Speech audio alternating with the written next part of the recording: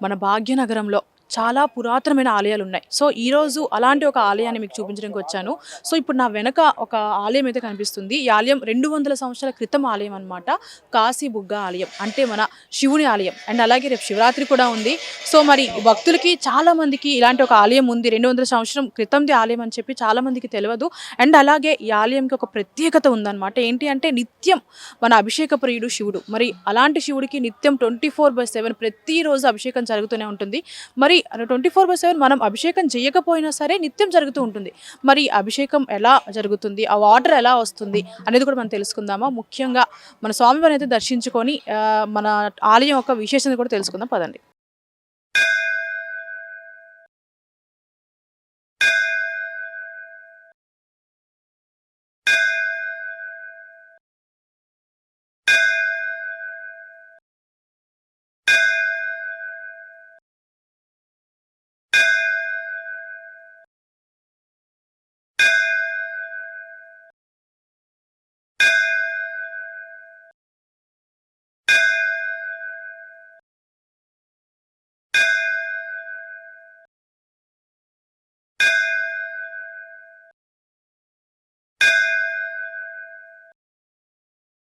మనం గుడి లోపలికైతే వచ్చేసాము. సో, మన లోపలికి ఎంటర్ అవ్వంగానే మనకి మొదట్లో ఒక మహావృక్షం కనిపిస్తుంది. మరి ఈ వృక్షం ఒక విశేషత ఏంటి అంటే ఒక 5 వృక్షాలు కలిపి ఒక మహావృక్షంగా ఫార్మ్ అయిందని చెప్పొచ్చు. చూసుకుంటే చూడండి మొత్తం గుడి కూడా ఒక నీడలో ఉంది మొదటి భాగం చూసుకుంటే. సో, మనకి ఫ్రంట్‌కి కూడా మనకి వీరభద్ర స్వామి అండ్ అలాగే భద్రకాళి మాత వాళ్ళు దర్శనమిస్తారు. అండ్ అలాగే మనకి ఇక్కడ శివలింగం కూడా ఉంది. అండ్ మనకి గుడికి కూడా ఈ చెట్టుకి ఏదైతే మహావృక్షాలు ఉన్నాయో అక్కడ ముడుపులు కూడా కట్టున్నాయి. అంటే చాలామంది భక్తులు ఏం నమ్ముతారనంటే ఇక్కడికి అంటే పెళ్లి కాని వాళ్ళు కానియండి, లేదు అంటే పిల్లలు లేరు, ఇట్లా ఏదైనా సమస్యలతో బాధపడే వాళ్ళు ఇక్కడికి వచ్చి ముడుపు కడితే వాళ్ళ తీరని కోరికలు ఏమన్నా ఉంటే తీరుతాయి అని బలంగా నమ్ముతారు. సో, మనకు ముడుపులు చూసుకుంటే ఎన్ని ఉన్నాయో చూడండి. అంటే భక్తులు అంతా ఎక్కువ నమ్ముతారు ఈ స్వామిని. ఎందుకంటే 200 సంవత్సరమే ఇక్కడ స్వయంభుగా వెలిసారు స్వామివారు. సో, మనకి ఒకసారి ఇక్కడ దర్శనం చేసుకొని మన లోపల స్వామివారిని ఈ గుడి యొక్క విశేషత ఏంటి అనేది లోపలికెళ్ళి తెలుసుకుందాం పదండి.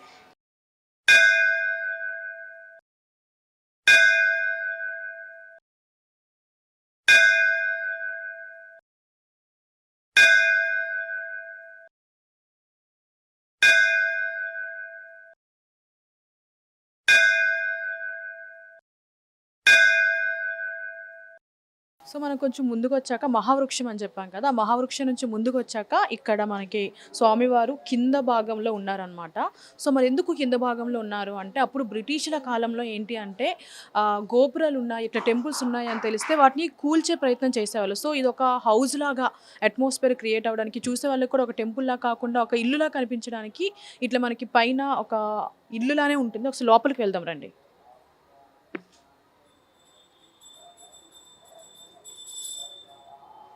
సో, మనకి చూసారు కదా చుట్టూ కూడా స్తంభాలతో అసలు ఒక టెంపుల్‌లో ఉన్నాము అన్న ఫీలింగ్ కలగకుండా అప్పటి రోజుల వాళ్ళకి ఒక ఇల్లులానే ఉంటది. సో, మనకి లోపల ఆ గంగామాత ఉందన్నమాట. ఒకసారి ఆవిడని దర్శించుకుందాం ముందు. తర్వాత మనం స్వామివారి దగ్గరికెళ్దాం పదండి.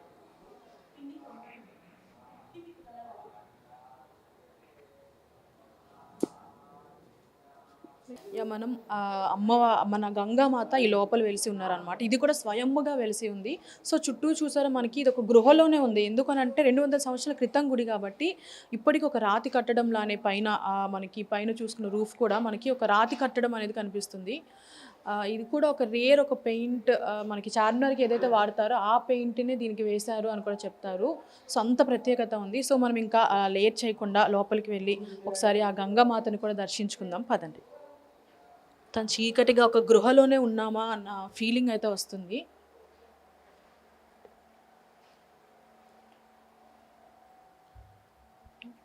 ఇక్కడ మనకి గంగామాత ఉన్నారు. సో, మనకి ఈ అమ్మవారు కూడా గంగామాత కూడా ఎక్కడ అనంటే మనకి కింద చెప్పా కదా ఇందాక, మనకి కింద భాగంలో స్వామివారు ఏదైతే నిత్యం అభిషేకం చేసుకుంటూ మన శివలింగం కిందుందో దానికి పై భాగంలో అంటే మనకి అందరికీ తెలిసిందే శివుడికి తల మీద గంగాదేవి ఉంటుందని. అదే విధంగా కింద నుంచి తన తల మీద ఉన్నట్టు గంగాదేవి ఆలయం కూడా స్వయంభుగా వెలిసింది. ఈ గంగామాత కూడా ఇక్కడ స్వయంభుగా వెలిసింది అని చెప్తారు. అంత ప్రాముఖ్యత ఉంది ఈ టెంపుల్‌కి.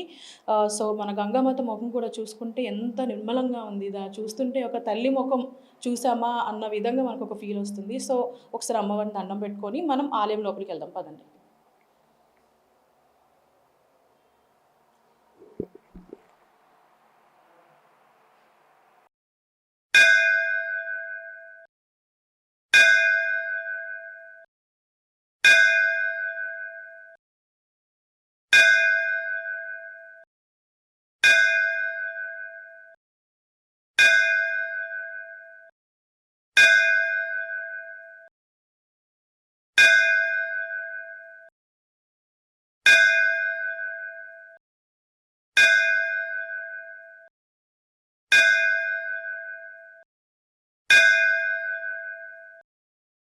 సో ఇంకా ఆలస్యం చేయకుండా మనం స్వామివారిని దర్శించుకోవడానికి వెళ్దాం పదండి.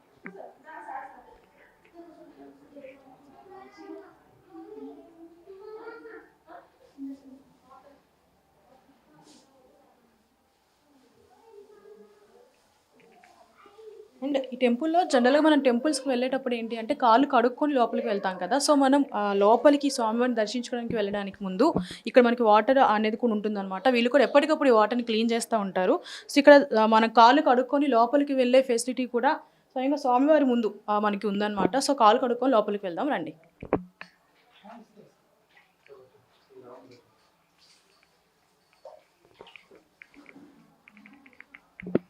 చూసారు కదా మన స్వామివారికి నిత్యం అభిషేకం జరుగుతూనే ఉంటుంది.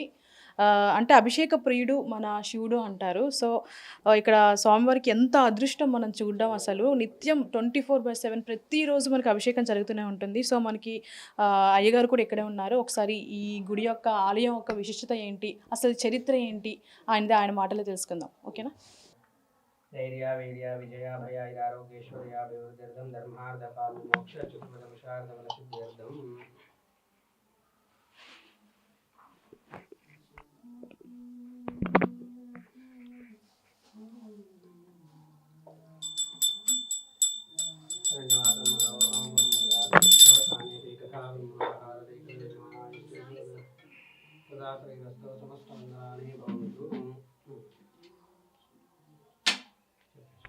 నమస్తే స్వామి.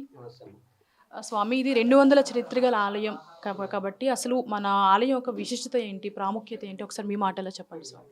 ఇది ఆలయం 200 చరిత్ర కాదు, అంటే మన పెద్దలు చెప్పడం 400 సంవత్సరాల పూర్వం నుంచి ఉంది. అంటే అంతకుముందు నుంచి ఎన్ని సంవత్సరాలు అనేది మనకు తెలియదు అనమాట.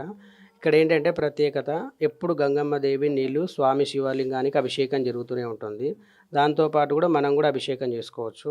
ప్రతిరోజు ఇక్కడ స్పెషల్ ఏంటంటే అభిషేక కార్యక్రమాలు జరుగుతుంటాయి. మధ్యాహ్నం వచ్చేసి అభిషేకం అయిన తర్వాత అలంకారము, తర్వాత మహానైవేద్యము, మంగళహారతి ఉంటుంది. మంగళహారతి తర్వాత భక్తులు వచ్చి దర్శనాలు చేసుకొని వెళ్తారు. హారతి అయిపోయిన తర్వాత నీళ్ళు వేయడానికి అయితే ఉండదు. సోమవారం రోజు ఎక్కువ వస్తుంటారు. సోమవారం రోజు ఎక్కువ జనాలు రావడం వలన 1:30, 2 అవుతుంది అన్నమాట టైము. అప్పుడు ఏంటంటే కొద్దిగా స్పెషల్గా అలంకారాలు అవి ఇవి జరుగుతూ ఉంటాయి. మనకు శివరాత్రి సందర్భంగా చాలా భక్తులు అయితే రద్దీ ఉంటుంటారు. మామూలుగా అభిషేకాలు చేస్తుంటారు, వెళ్ళిపోతుంటారు. ఇక్కడ మనకు శివలింగ ప్రతిష్ఠ ఏంటంటే మునులు తపస్సు చేయడం వలన అప్పుడు ఇక్కడ గుహలు అక్కడ ఏర్పాటు చేసుకొని, ఇది మనకు నదీ తీరమే కాబట్టి ఇక్కడ ఏర్పాటు చేసుకొని వాళ్ళు తపస్సు చేసుకొని ఈ నీళ్ళు అనేది అప్పటి నుంచి మనకు ధారాళంగా వస్తూనే ఉంటుంది. వాళ్ళు జపం చేస్తూ ఉంటారు, శివుడి పైన నీళ్ళు వస్తూనే ఉంటాయి. మనం మామూలుగా మనం మంత్రం చదువుకునేటప్పుడు శివుడి పైన నీళ్ళు పోస్తూ ఉండాలి కదా. ఇప్పుడు మరి మునులు వాళ్ళు జపం చేస్తూ ఉంటారు కాబట్టి వాళ్ళకి నీళ్ళు వేయడానికి ఉండదు కాబట్టి అది భగవంతుడు కల్పించిన ఒక వరం లెక్కల మునులకు అదొక సాధ్యమైంది. అందుకోసమే ఎప్పుడు నీళ్ళు వస్తూనే ఉంటాయి, వాళ్ళు జపం చేస్తూ ఉంటారు. దానివలన శక్తి అనేది డబల్ అవుతుంటుంది. అట్లా ఒకటి. రెండోది, ఈ నీళ్ళు ఏంటంటే అనారోగ్యాలు ఉన్న వాళ్ళంటే ఇప్పుడు క్యాన్సర్ కానీ అటువంటి ప్రాబ్లమ్స్ ఉన్న వాళ్ళు కూడా ఇక్కడికి వచ్చి ఈ యొక్క అభిషేకం అంటే అక్కడ నుంచి వచ్చిన నీళ్ళు శివలింగానికి తాకి వస్తాయి కాబట్టి అది అభిషేకం జరిగిన ఆ నీళ్ళని తీసుకెళ్ళి వాళ్ళు తాగుతారనమాట. ఇక్కడ ఆ నీళ్ళు ఏంటంటే శుద్ధిగా ఉంటాయి, ఎటువంటి మనిలాన్ కానీ ఇంకోటి ఏమీ ఉండదన్నమాట. చాలా ప్యూర్గా అంటే శుద్ధిగా ఉంటాయి. చాలా ఆ నీళ్ళు తీసుకెళ్తారన్నమాట భక్తులే. అంటే ఈ అభిషేక నీళ్ళు మేము తాగడం వలన, ప్రోక్షణ చేసుకోవడం వలన, స్నానం చేసుకుంటారు అనమాట. దానివలన ఏంటంటే వాళ్ళకి అన్ని అనారోగ్యాల నుంచి ఆరోగ్యంగా ఉన్నామని వాళ్ళు చెప్పడం వలన కూడా మాకు మంచి సంతోషం అనిపిస్తుంది. భక్తులే వచ్చి చెప్తుంటారు, మా మమ్మీ ఇట్లా హాస్పిటల్ ఉంది, మా నాన్న ఉన్నారు అని ఇట్లా కొంతమంది వారాలు పట్టుకుంటారు అనమాట. అంటే సోమవారం నుంచి సోమవారం వరకు హాస్పిటల్లో ఉన్న 2 రోజులు ఎన్ని రోజులు ఉంటే అన్ని రోజులు తీసుకెళ్ళి ఈ నీళ్ళని వాళ్ళు కాఫీలలో కానీ ఇంకో దాంట్లో కలిపి తీసుకెళ్ళి వాళ్ళకి తాపుతూ ఉంటారనమాట. దాని వలన వాళ్ళకి అన్నీ మంచి జరుగుతుందని వాళ్ళు చెప్పడం వలన కూడా ఇంకా భక్తులు ఎక్కువ వస్తున్నారు. యూట్యూబ్ ద్వారా కూడా చాలామంది మీలాంటి వాళ్ళు కూడా యూట్యూబ్లో పెట్టడం వల్ల కూడా ఈ యొక్క గుడి చరిత్ర అందరూ తెలుసుకొని యూట్యూబ్లో చూసుకొని వచ్చి అవి స్వామివారికి స్వయంగా అభిషేకం చేసుకొని వెళ్తున్నారు. ఇప్పుడు కొన్ని దేవాలయాలు ఏంటంటే అర్చకుడే లోపలికి పూజలు చేసుకొని ఉంటారు. భక్తులు మనకు అక్కడ నుంచే ద్వారం అవతల నుంచి గర్భాలయానికి ప్రవేశం చాలా తక్కువ ఉంటుంది. ఇక్కడ ఏంటంటే పురాతన ఆలయం కాబట్టి ఇక్కడికి వచ్చి స్వయంగా భక్తుల ద్వారానే అభిషేకం చేసుకొని వెళ్ళడానికి మంచి ఆప్షన్ ఉందన్నమాట.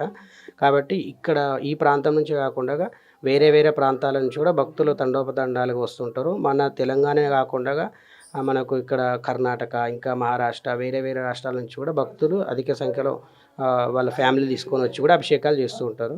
ఇక్కడ ఏంటంటే మనకు గుడికి ఎదురుగా వచ్చేసి పంచతనం అంటే 5 చెట్లతోనే 300 సంవత్సరాల క్రితం ఉన్న చెట్లు అనమాట. అక్కడ మనకు ముడుపులు కట్టుకోవడం వల్ల కూడా వాళ్ళకి కోరికలు నెరవేరుతాయని వాళ్ళ భక్తులు చెప్పడం వలన కూడా ఆ కార్యక్రమం కూడా చేసుకుంటారు. ఇక్కడ ఏంటంటే శివకేశవులు 2 గోపురాలు ఉంటాయి పైన. ఒక కేశవు ఉంది, ఒక శివుడిది అనమాట.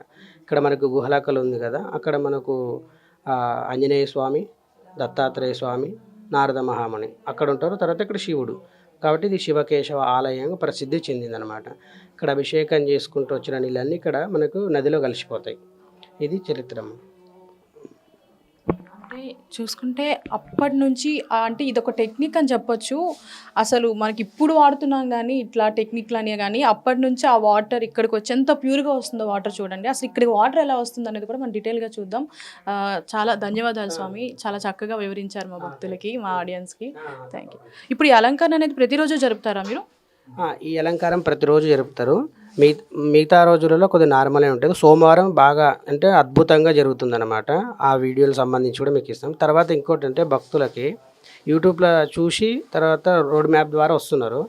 కర్మన్ ఘాట్ దగ్గరికి వెళ్తున్నారు చాలామంది. ఒకటి ఏంటంటే అత్తాపూర్ 147 పిల్లరు లెఫ్ట్ తీసుకొని వచ్చేసినారంటే 2 కిలోమీటర్ల లోపలే ఉంటుంది. సో కొద్దిగా కన్ఫ్యూజ్ కాకుండా చాలామంది అక్కడికి వెళ్తున్నారని నాకు భక్తులు నిన్న సోమవారం ఒక 10-15 మంది చెప్పారు. ఈరోజు కూడా చెప్పారు, మేము అక్కడ వెళ్ళి వస్తున్నాం పంతులు గారు, గచ్చిబౌలి నుంచి అక్కడ వెళ్తున్నారంట. అక్కడికి వెళ్ళడం వలన అక్కడ నుంచి మళ్ళీ ఇక్కడికి రావాలంటే ఇబ్బంది అవుతుంది. వాళ్ళకి 2-3 చెరువులు ఉంటాయి కాబట్టి ఇబ్బంది అవుతుంది. అదొకటి కూడా మీ ఛానల్ ద్వారా కూడా భక్తులకి వివరించాలని చెప్తున్నాం. చూసారు వాటర్ అసలు ఎంత ప్యూర్గా ఉందో. అసలు ఇదే వాటర్ అక్కడ నుంచి వస్తుంది. మనకి వాటర్ ఎక్కడి నుంచి వస్తుందంటే అక్కడ మనకి పక్కన ఒక చిన్న గృహ లాంటిది ఉంది. ఒకసారి లోపలికి వెళ్ళి చూద్దాం పదండి. అక్కడ వాటర్ ఎలా ఉంది, అక్కడ నుంచి ఇక్కడికి ఎలా వస్తుంది అనేది చూద్దాం. మనం ముందు చెప్పుకున్నట్టు స్వామివారికి నిత్యం అభిషేకం జరుగుతూ ఉంటుంది చెప్పుకున్నాం కదా. మరి అక్కడికి మన స్వామివారి దగ్గరికి వాటర్ ఎలా వచ్చింది అనేది ఇక్కడ ఒకటి చూపిస్తా పదండి.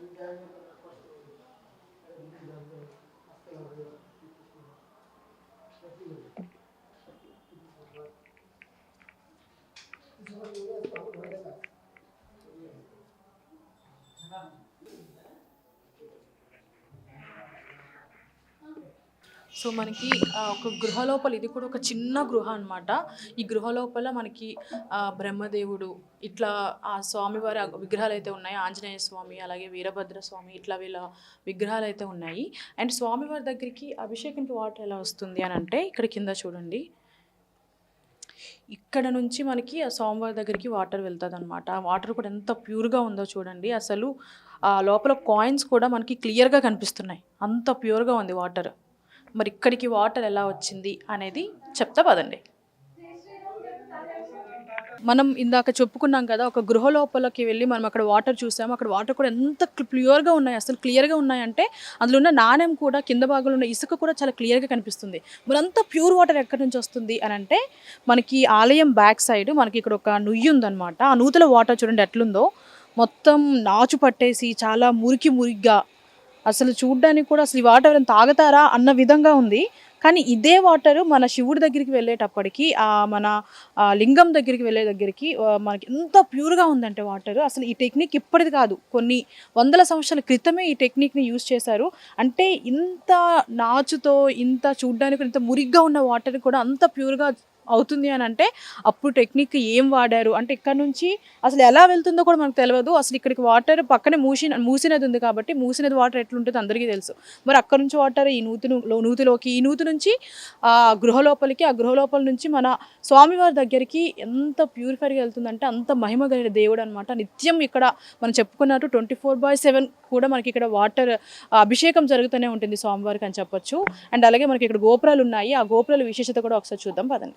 మనం ఇప్పుడు ఆలయం పై భాగానికి అయితే వచ్చాము. నా వెనకాల మన శివకేశవుల గోపురాలు ఉన్నాయని చెప్పొచ్చు. రెండు ఒకే దగ్గర ఉన్నాయి. ఇలాంటి గోపురాలు మనం చాలా రేర్ చూస్తాం అనమాట. సో ఒకటి శివుడి గోపురం అయితే ఇంకొకటి కేశవుని గోపురం. మనం చూడంగానే గుర్తుపట్టచ్చు ఏది శివుడి గోపురం ఏది కేశవుని గోపురం అని చెప్పి. ఇక్కడ శివలింగం ఉంది. అండ్ అలాగే పైన మనకి నాగపాములు కనిపిస్తుంది, ఒక శిల్పాలు కనిపిస్తున్నాయి నాగదేవత ఉన్నట్టు. ఏంటి అంటే మనకి ఈ గుడి దగ్గర కూడా ఒక ప్రత్యేకత ఉంది. లైక్ ఏంటి అంటే మార్నింగ్ టైమ్స్లో మనకి ఇక్కడ కొన్ని నాగుపాములు కానీ పాములు కానీ తిరుగుతూ ఉంటాయని చెప్తూ మనకి చాలామంది భక్తులు కూడా చెప్పడం జరిగిందంట. సో కానీ అవి ఎటువంటి హాని కూడా కల్పించవు ఎవరికి, భక్తులకి కూడా వస్తాయి, స్వామివారిని దర్శించుకొని అవి కూడా వెళ్తాయి అని కూడా చెప్తారనమాట. సో మనకి గుడి చుట్టూ కూడా మనకి ఇక్కడ దశావతారాలు అంటారు కదా, దశావతారాలు కూడా కేశవుని గోపురం పైన ఉంటాయి. సో మనం ఇట్లా గుర్తించవచ్చు అనమాట ఏ గోపురం ఏ దేవుడిది అని అంటూ. సో చూసారు కదా, మరి ఇది మన ఆలయం ఒక విశేషత. అండ్ అలాగే రేపు శివరాత్రి కాబట్టి మన కాశీబుగ్గ ఆలయంలో ఎలాంటి కార్యక్రమాలు, ఎలాంటి పూజా విధానాలు, అసలు పనులు ఎలా జరుగుతున్నాయి అనేది కూడా ఒకసారి మనం చూద్దామా పదండి.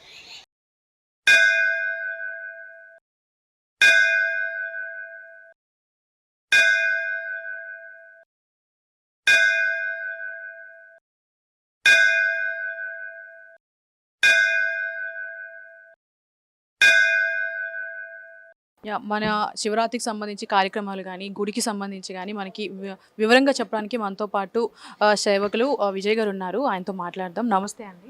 ఓం నమః శివాయమ్మ. నా పేరు విజయ్ కుమార్ అమ్మ. నేను గత 23 సంవత్సరాల నుంచి శివయ్య సేవ చేస్తున్నానమ్మా. ఇక్కడ శివరాత్రికి ప్రత్యేకమైన ఏర్పాట్లు ఉంటాయమ్మా. ఎవరు వచ్చినా కానీ వాళ్ళ చేతితోటి వాళ్ళే సొంతంగా అభిషేకం చేసేది మొత్తం అరేంజ్ చేసేస్తారు.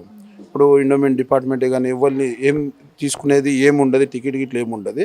డైరెక్ట్ వాళ్ళే వచ్చి అభిషేకం వాళ్ళ చేతితోటి చేసుకునే వీలు కల్పిస్తారమ్మా ఇక్కడ. ఇంకోటి రేపు పొద్దున్న నుంచి నైట్ వరకు మొత్తం అభిషేకాలు అవుతాయి. మళ్ళీ రాత్రి 12 గంటగా భస్మం ఆరతి ఉంటుంది. ఖాళీ భస్మం ఒక 15 నిమిషాల కోసం పబ్లిక్ని ఆపి భస్మం ఎక్కిస్తారు. 12:05కి భస్మం ఎక్కిస్తారు. ఆ తర్వాత మళ్ళీ రెగ్యులర్ అభిషేకాలు నడుస్తుంటాయి. మర్నాడు 8 గంటల వరకు అభిషేకాలు ఉంటాయి.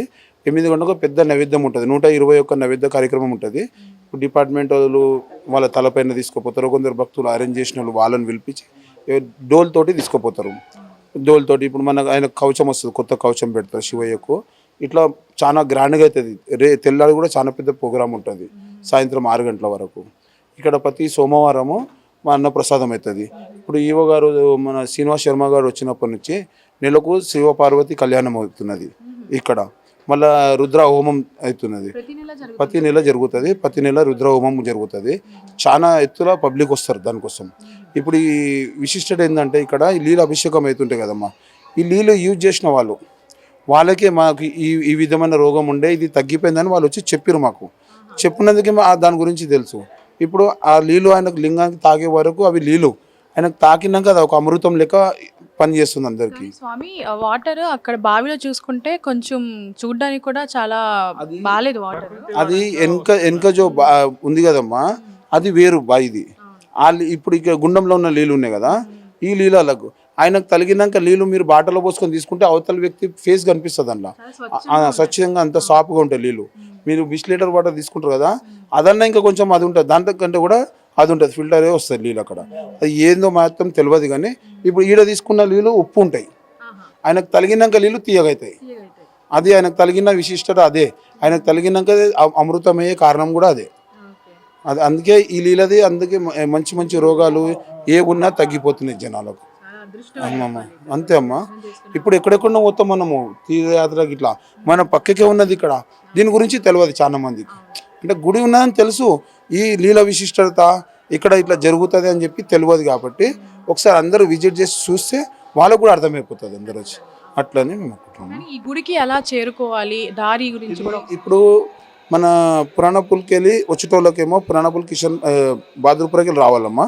ఈ అత్తాపూర్కి వెళ్ళి వచ్చేటోళ్ళేమో గోల్డెన్ ప్యాలెస్కి వెళ్ళి ఇక్కడ వస్తారు. మిగతాది ఆ ప్లేయర్ల నెంబర్ సార్ చెప్తారు వాళ్ళు చెప్తారు. చెప్పండి సార్, మీ పేరు సార్? ఓం నమ శివాయ. నా పేరు రాంబాబు శాస్త్రి. నేను ఎండోమెంట్స్ డిపార్ట్మెంట్లో వర్క్ చేస్తున్నాను.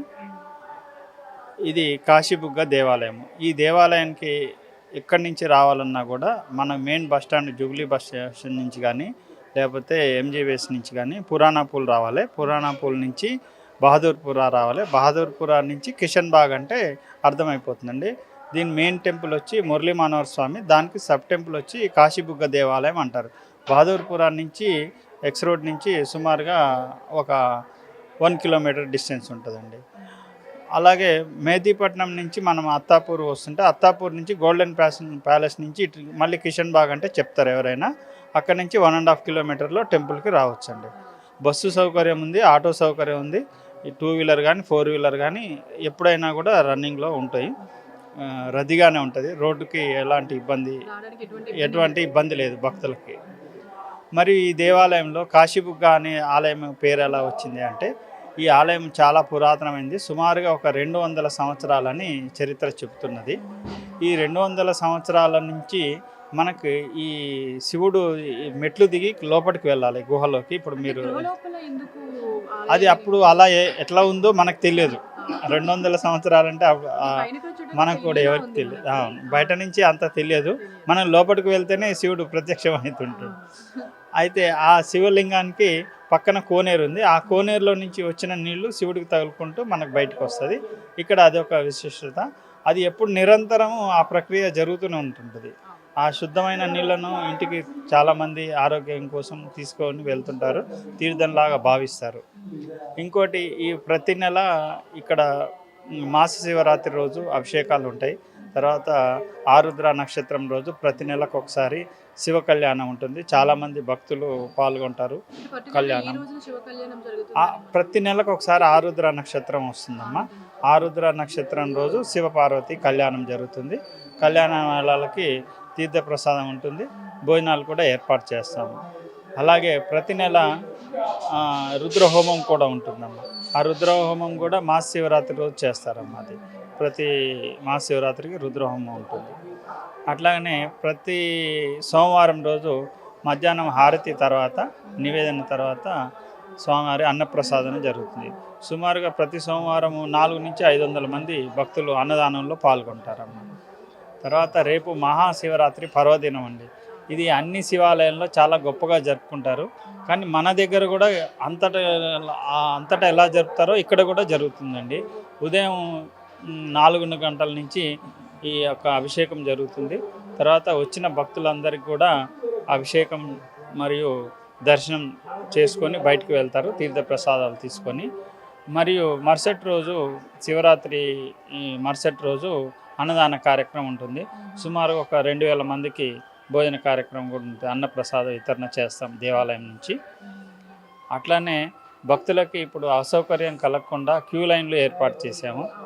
అలాగే ఆలయ అలంకరణ, క్యూ లైన్లు, భక్తులకు ఎలాంటి సౌకర్యం కలగకుండా తీర్థప్రసాదాలు మరియు ప్రాంగణం అంతా కూడా లైటింగు, డెకరేషను, సామూహిక కార్యక్రమాలు అవన్నీ జరుగుతున్నాయి. నార్మల్ రోజుల్లో మనకి గుడి సమయాలు ఎలా ఉంటాయి? శివరాత్రి రోజు ఏ సమయం నుంచి ఏ సమయం వరకు? ప్రతిరోజు మాత్రం ఉదయం 6 నుంచి 12 గంటల వరకు దేవాలయం ఉంటుందండి. సోమవారం మాత్రం 1:30 వరకు ఉంటుందండి సుమారు. ప్రతి సోమవారం రోజు సాయంత్రం 5:30 నుంచి 8 గంటల వరకు ఉంటుందండి. ఒక సోమవారం మాత్రం విశిష్టత సోమవారం కాబట్టి శివుడికి ఆ రోజు ఒక 1 అవర్ కానీ హాఫ్ అన్ అవర్ కానీ ఎక్స్ట్రా ఉంచుతాం. అంటే 9 గంటల వరకు ఉంటుంది. సోమవారం మాత్రం 5:30 నుంచి రాత్రి 9, ఉదయం 6 నుంచి 1:30 వరకు ఉంటుంది. మిగతా రోజులు మాత్రం ఉదయం 6 నుంచి 12 గంటల వరకు, సాయంత్రం 5:30 నుంచి 8 గంటల వరకు ఉంటుందండి. ప్రతిరోజు హారతి, నైవేద్యాలు అన్నీ జరుగుతాయండి.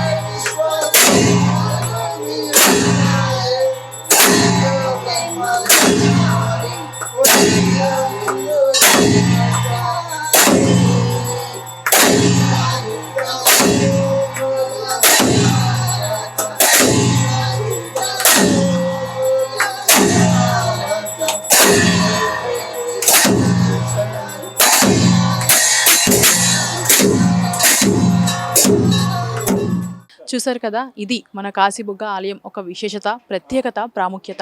మరి మీరు కూడా ఖచ్చితంగా భాగ్యనగరంలో ఉన్నవాళ్ళు కానివ్వండి, వేరే రాష్ట్రాల్లో ఉన్నవాళ్ళు కానివ్వండి, ఇలాంటి ఒక మహిమ గల స్వామివారిని దర్శించుకోవడానికి అయితే ఖచ్చితంగా రండి. మరి ఇక్కడికి ఎలా రావాలి అనేది తెలియాలంటే ముందుగా మనం మెహదీపట్నం నుంచి ఏదైతే శంషాబాద్ వెళ్ళే రూట్లో ఒక ఫ్లైఓవర్ ఉంటుంది కదా, అక్కడ 143 పిల్లర్ నెంబర్ దగ్గర లెఫ్ట్లోకి తీసుకుంటే మనకి లెఫ్ట్లోనే ఒక గల్లీలో మనకి ఆలయం ఉంటుంది. కిషాన్ బాగ్ అనమాట. కిషాన్ బాగ్ దగ్గర కాశీబుగ్గ ఆలయం అని అంటే ఎవరన్నా చెప్తారు. సో మనకి పక్కనే మూసీ నది కూడా ఉంది. నా బ్యాక్ సైడ్ ఒక మూసీ నది కనిపిస్తుంది. ఆలయం పక్కనే మూసీ నది ఉంది. సో ఖచ్చితంగా మీరు ఈ స్వామివారిని వచ్చి దర్శించుకోండి. మరిన్ని ప్రత్యేకమైన ఆలయాల కోసం తెలియాలంటే మన ఛానల్ని చూస్తూనే ఉండండి. 24/7 news TV. Signing off Shanvi.